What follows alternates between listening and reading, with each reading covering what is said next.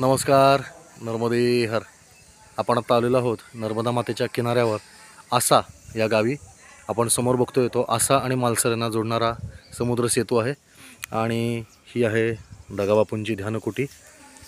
या आश्रमाच्या काठावरती केलेल्या ध्यानकुटी आहेत जिथे मौनामध्ये राहून साधना करता येते.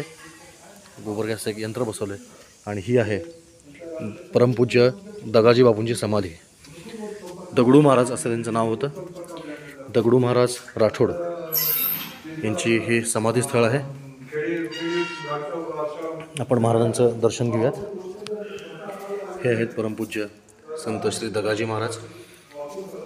बंजारा समाजात देहधारण केलेल्या या दगडूभाई दाजीभाई राठोड या युवकाबद्दल नेपाळी बाबा या संतांनी असं सांगितलं होतं, आगाही केली होती की यह लडका म्हणजे दगडू बडा हो के महान संत बनेगा.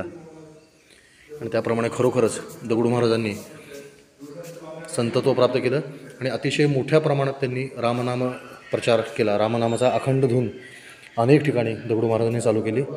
दगडू महाराजांचे सख्खे बंधू कोठारी बापू म्हणून होते, रोहिदास महाराज, जे 1998 साली ब्रह्मलीन झाले.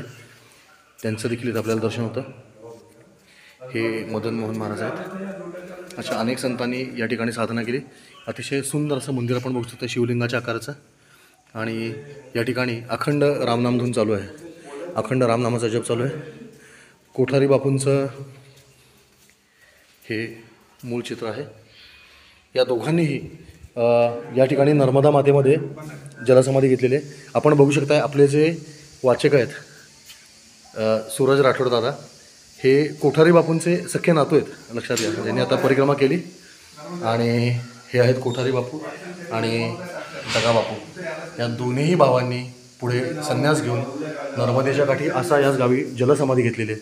असा फार दुर्मिळ योगायोग इथं पाहायला मिळतो.